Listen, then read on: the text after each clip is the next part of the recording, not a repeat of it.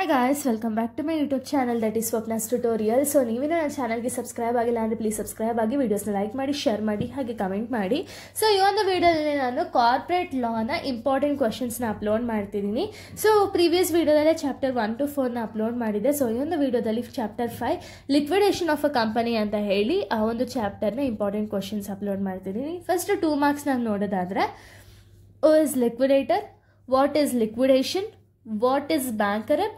Correct. Next, what is insolvency, what is winding up. Next, to mention different types of liquidation or winding up.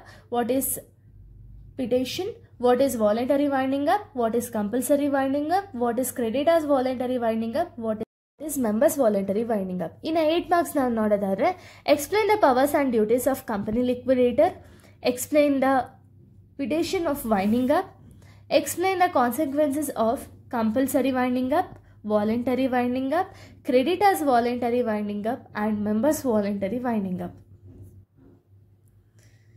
So ಇದನ್ನು ನೀವು ಬ್ರೀಫಾಗಿ explain ಮಾಡಬೇಕಾಗುತ್ತೆ because ಇದು 8 marks ಆಗಿರೋ ರೀಸನಿಂದ ಜಾಸ್ತಿನೇ explain ಮಾಡಿ. ಇನ್ನು ನೆಕ್ಸ್ಟ್ ನೋಡೋದಾದರೆ difference between liquidation, insolvency and bankruptcy. Next explain the nature and causes of liquidation.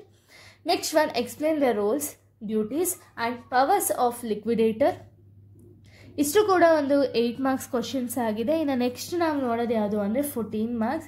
So 14 marks ತುಂಬ ಇಂಪಾರ್ಟೆಂಟ್ ಕ್ವಶನ್ಸ್ ಇದೆ. ಸೊ 14 marks ನಾವು ಇವಾಗ ನೋಡೋದಾದರೆ ಸೊ ನೋಡಿ, explain the modes or types of winding up or liquidation of a company, explain the liquidation process briefly. So ಇಷ್ಟು ಕೂಡ ಒಂದು important questions ಆಗಿದೆ. ಸೊ ನೆಕ್ಸ್ಟ್ ವೀಡಿಯೋನಲ್ಲಿ ನಾನು ಬೇರೆ ಒಂದು ಟಾಪಿಕ್ ಜೊತೆಗೆ ಬರ್ತೀನಿ. So thank you guys, thanks for watching.